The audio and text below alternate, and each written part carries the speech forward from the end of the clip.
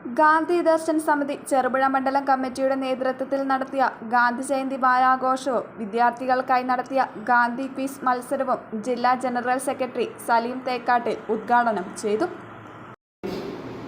ദിനം ഗാന്ധിയുടെ 155-ാം ജന്മദിനമാണ് ഇന്ന് ലോകമെമ്പാടും ആഘോഷിക്കുന്നത്.